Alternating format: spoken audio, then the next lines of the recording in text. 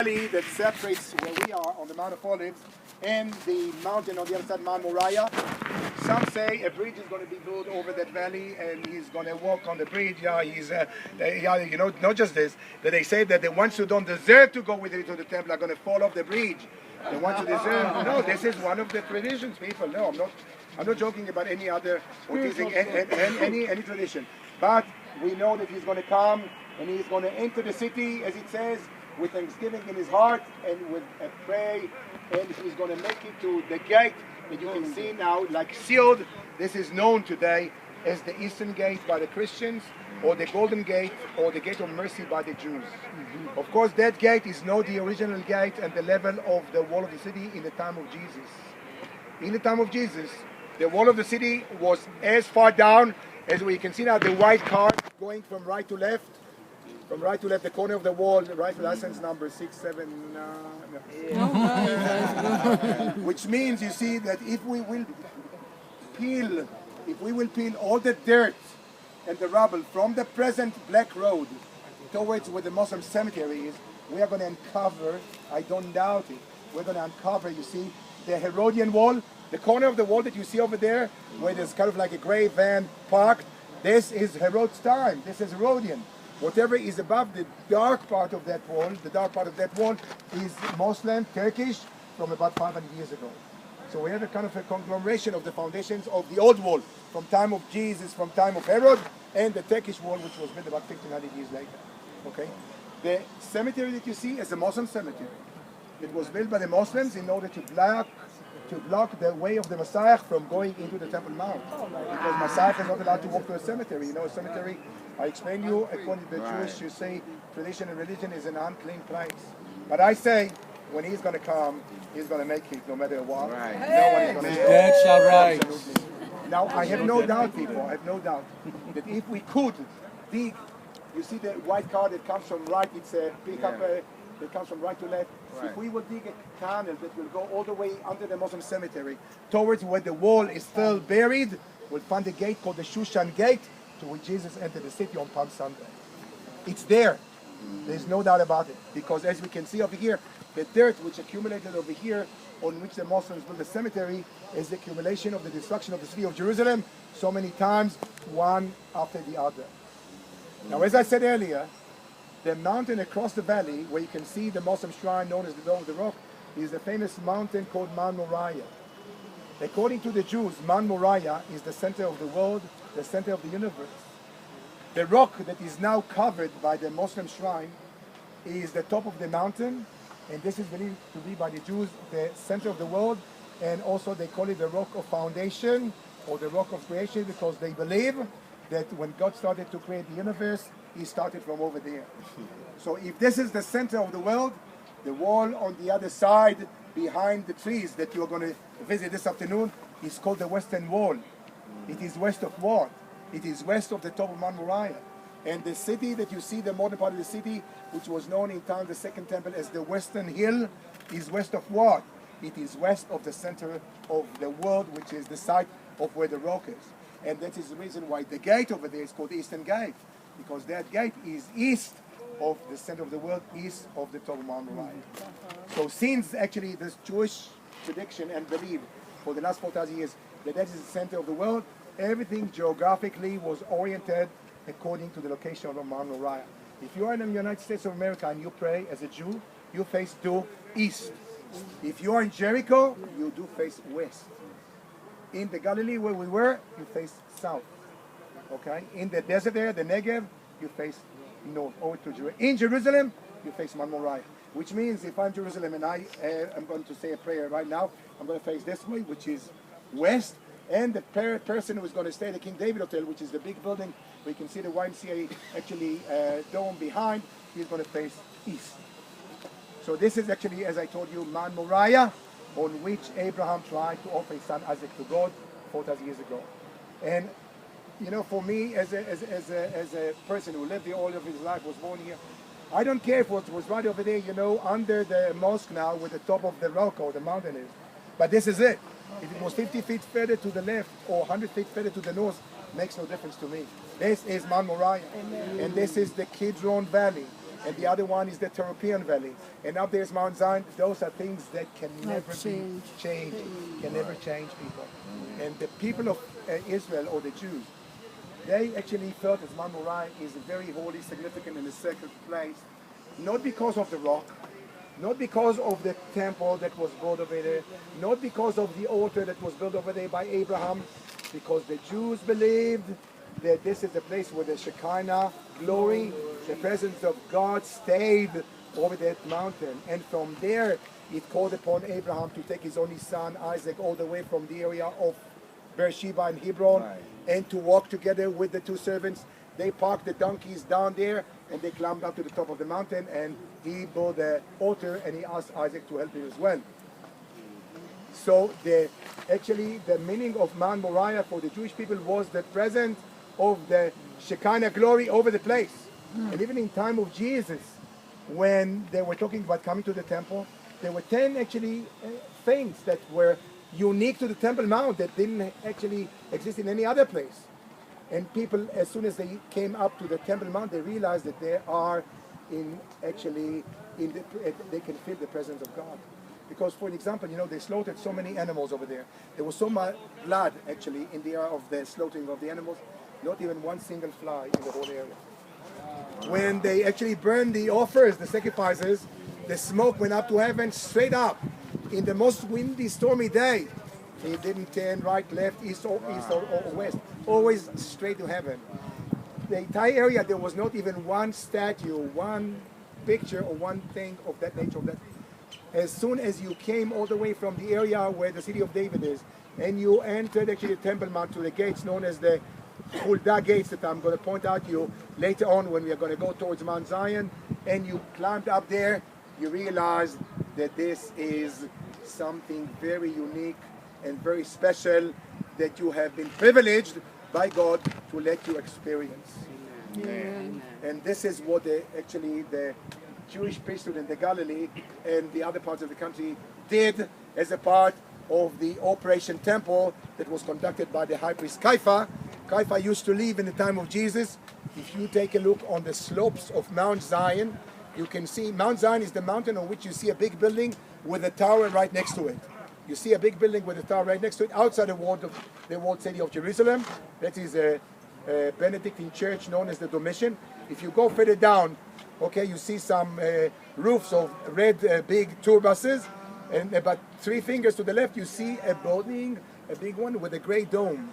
This is a church that runs by the Lutherans, by the Lutheran church, and this place signifies the site of the house of Caiaphas, the high priest, in which they did some excavations, and they found, of course, a part of it was not a house, it was a mansion with all the stores of the food and the water cisterns and the dungeon in which Jesus was kept, and so on and so forth.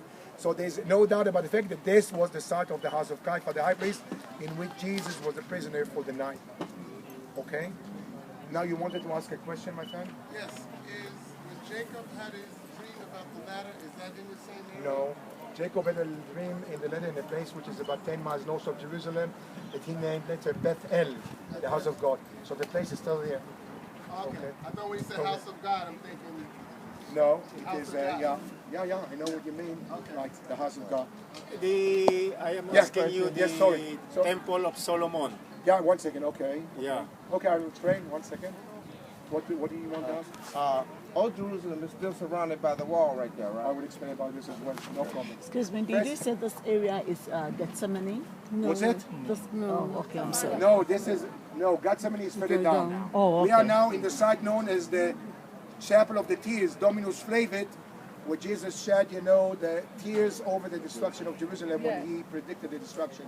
Okay. So this is where we are. Okay. But we are all on all the places, the Garden of Gethsemane, the Russian Orthodox Church, the Maria Magdalena, the site of the shrine where we are now, are on the western slopes of the Mount of Olives. We are on the Mount of Olives. Okay? Now let's get back to your question. Olives now. After that event took place, that Abraham actually tried to offer son Isaac to God, and then the angel, of course, that just God wanted to taste Abraham, because when the angels came to Abraham and they told him you're going to have a son, and Abraham and his wife, Sarah, were sitting over there under the shade of a big oak tree in a place called Alon Mamre, and they had a big laughter. I mean, we are told there's no way And this is why when the baby was born, they named the baby Isaac, which means laughter in Hebrew. Isaac means laughter. And absolutely. And then when Abraham was so proud of having a son with his beloved wife Sarah, because at that time I want you to know, if you slept with your maid and you had a child from her, it was like your son. Okay? So Abraham actually had a son prior to the birth of Isaac, whose name was Ishmael. And he knew, actually, he knew the time is going to happen because, Ishmael means listen to me, O God. Ishmael, listen, oh God, Ishmael. And his prayer was answered. And then the angel came, and he's teasing the angels. He laughs at the angels with his, and therefore, of course, God realized that Abraham kind of doubting, the words of God and the orders given by the angels. And he actually told him to take your only son whom you love so much. Take him to a mountain which I'm going to point out to you. And that's the meaning of the word Moriah. Moriah means pointed out by God. Moreh is to point out. Yah is one of the many names for God. Yah, El, Yehovah, Hashem, Adonai. Okay? Moriah, pointed out by God. And this is where everything happened. So this is the beginning also of the Jewish people to start to offer sacrifices in order to ask God to forgive them because of violations of certain laws or mistrusting God to the angels. And that is the reason why when King Solomon came into power, he wanted to build a house of God. He built it over the same location. The Holy of Holies in the time of King Solomon was over the place where the mosque is right now. Okay, it was a small, modest temple, but that was where the temple was. And this is where the Ark of the Covenant was kept until the temple and the city were destroyed by the Babylonians led by Nebuchadnezzar 586 before the Common Era, about 2,500 years ago. Okay, the first temple was King Solomon's temple. The city was leveled down to the ground, and the Jews were taken to exile. 50 years to the land of Babylon that was taken over later on by the Persian Empire. The Persians took over, whatever was kept by the Babylonians, and it became part of the Persian Empire. There was a king in Persia. We have the famous songs and the description of the Jews sitting, by the rivers of Babylon, and dreaming and hoping and asking God, to return them back to the land of Zion. As it happened, 50 years after the destruction of the first temple, in 536 before the Common Era, there was a king in Persia by the name of Cyrus, and he made a declaration allowing the Jews to return back to Zion. And this is when they started to come back. But of course, there were people actually of different nations who didn't see, in favor of the Jews coming back, especially the Samaritans. So there were two people who led that movement of Jews returning to Zion. One, and I know that you are familiar with them, one was called Ezra, the other one Nehemiah, and a man by the name of Zerubbabel. And they built a small shrine, temple, over the same location, always at the same location. And that is the one that existed over there until King Herod took over. When King Herod took over in the year 37 before the Common Era, was crowned by the Romans as the king over the Jews, he said, because the Jews hated Herod, because Herod had no right to be a king over the Jews. The Romans were the ones who made the decision that a non-Jewish person is going to be more loyal to the Roman authorities, Roman Senate, Roman Emperor, than the Jewish kings were giving the Romans a hard time because they didn't buy the Jewish people everything that the Romans had to sell. They couldn't be fooled, and every so often they actually rebelled and revolted, right? And the Romans were a little tired of them, especially when there were three, sons of a king, Alexander and Yanai, and they fought among themselves as well. So as I told you, uncivil rest is bad for business, people. And the Romans wanted a quite, peaceful situation over here because then it was good for business. People traveled all over, they came to Jerusalem, they left all the money over here, as you do now, and of course everybody was happy. And this is why actually they got rid of that dynasty of kings known as the Hasmonaeans or the Maccabees, and they actually assigned Herod, Caesar Augustus, to be the king over the Jews. And he had to take over by power, by force, when a lot of Jews were killed, slaughtered. And the Jews never forgave him, of course, for doing that. And therefore, actually, when he wanted to get the sympathy of the Jews, or at least, to get a little more popular, he married a Jewish wife. a member of the Hashmonaim dynasty. Her name was Miriam Hashmonaite. And he had 2 sons with her. He thought the Jews are going to like me now. I'm a member of the royal dynasty of the Hashmonaim. But he was not accepted. And he actually was, he was a paranoid Herod. He didn't trust anyone. You know, he killed 19 members of his family. And he killed his wife, Miriam, who was Jewish, and he ordered to drown her 2 sons in the swimming pool of his winter palace in Jericho. But he thought that he should still do something for the Jewish people. He felt as a Jew. He said, I'm going to build a house for our God now on Mount Moriah that no eye have ever witnessed before.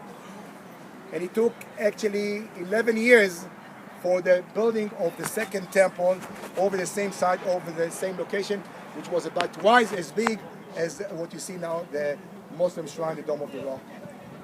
And that temple was the one that existed in the time of Jesus. It was built in the year 31 before the Common Era and destroyed and leveled down to the ground according to the Jewish calendar on the 9th of the month of Av in the year 70 AD. The year 70 AD. Now, when the temple was destroyed and the Holy of Holies, only the high priest, was desecrated by the Romans by building a temple for their god Jupiter over the site of the Holy of Holies, the Jews felt as the holy presence of God, the Shekinah glory, could not take it anymore, and it moved out of the Temple Mount and went on Mount Moriah, and it went down to the Western Wall. And this is what makes the Western Wall, and it was known for many years, the Wailing Wall. We don't call it anymore the Wailing Wall since the liberation and the reunification of the city. This is why the Western Wall is so significant for the Jews. It's not because of the mighty stones which are 2,000 years old, because such old stones we have all over. It's not because of the size of the stones, which some of them are twice as big as our bus. There's one stone at the Western Wall that is 560 tons, the weight of this. The weight of one stone, 560 tons. It is because of what you don't see when you get there. You feel actually the presence of the Shekinah glory over the wall, and this is why people write the wishes and the notes, and they stick it into the cracks of the wall, because the presence of God, or the glory of God, is going to read it one day and make it happen. Okay? Amen. So this is why. So far, you have any questions, people? Yes, please. What do you believe it is the Ark of Covenant? The Ark of the Covenant, we don't know. The Ark of the Covenant was taken by the Babylonians, led by Nebuchadnezzar. There are a lot of speculations, where it may be. In Egypt, some say in another country in Africa, some say, in Turkey, but we really have no idea. We have no idea. Yes, please.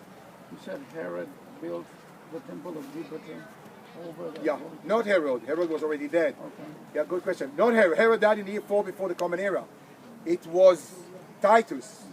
Titus, the one who was in command of the destruction of the city and the leveling the city down to the ground. They plowed the city, and they didn't let Jews, the Romans didn't let Jews to live or to come visit the city for almost 321 years. And this is when Tiberius, remember when Tiberius, and I told you that the center of Jewish learning and Jewish scholars and sages moved to Tiberius? It is because they could not live or stay in Jerusalem.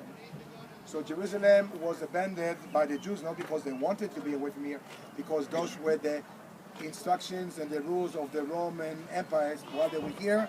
And only when the Christian Byzantines took over, this is when the Jews started to come back to the city. So this, is to answer your question. Yeah. Is it the 9th of Av considered the worst day in history? Yeah, the 9th of Av is the day that I mentioned, is the day of the destruction of the temple. But I want you to know as well that, there's so much, significant and meaning in the history because the first temple that was destroyed by the Babylonians